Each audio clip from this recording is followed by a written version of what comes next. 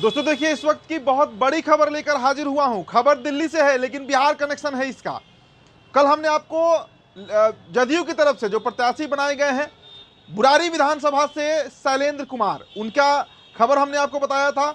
हमने चर्चा भी किया था कि लोजपा रामविलास यानी चिराग पासवान को भारतीय जनता पार्टी ने कंसिडर नहीं किया, लेकिन देखिए रात भर में गेम पलटा है।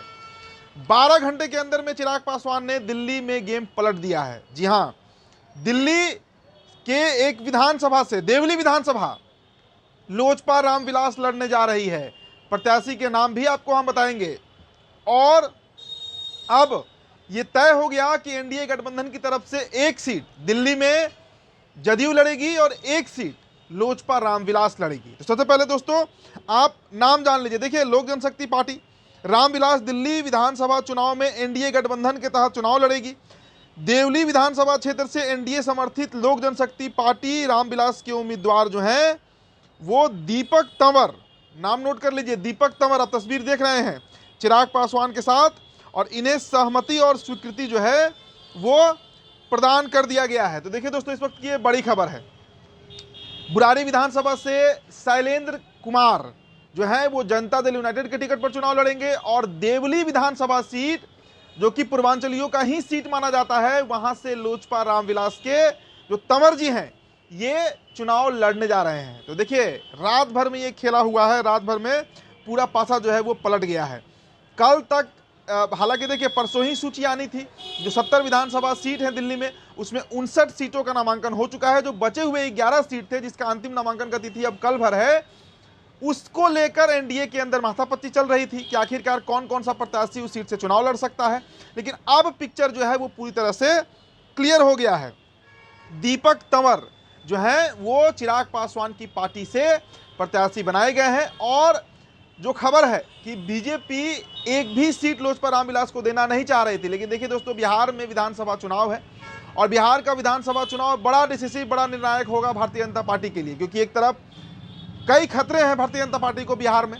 नीतीश कुमार का खतरा है, चिराग पासवान का खतरा है। तो इन सभी बातों को ध्यान में रखते हुए एनडीए की सर्वसम्मति से जो एनडीए का जो संसदीय बोर्ड है उसने ये फैसला लिया है कि चिराग पासवान की पार्टी को भी एक सीट दिया जाएगा, और वो सीट मिला है। तो देखिए आज ही जो है वो नामांकन होना है, या हो सकता है कि कल वो नामांकन हो, लेकिन ये तय मानकर चलिए कि अब एनडीए में ऑल इज वेल हो चुका है, खासकर दिल्ली को लेकर। देखिए झारखंड में जो विधानसभा चुनाव हुआ था, 2 सीटें जदयू को दी गई थी और 1 सीट चतरा विधानसभा जो है वो लोजपा रामविलास यानी चिराग पासवान की पार्टी को मिला था। लेकिन दिल्ली को लेकर कई तरह के पंच रचे गए थे, कई तरह की बातें कही जा रही थी।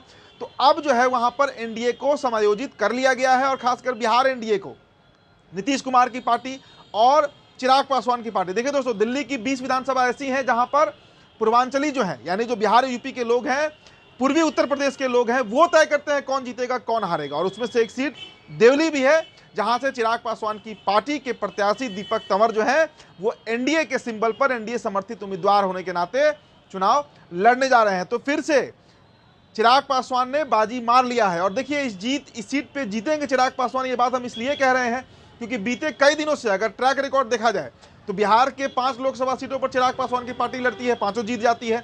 झारखंड के इकलौती सीट चतरा लड़ती है, वो भी जीत जाती है, जबकि जदयू वहां सीट हारती है। तो जीत का गारंटी चिराग पासवान बनते जा रहे हैं बिहार और देश की राजनीति में।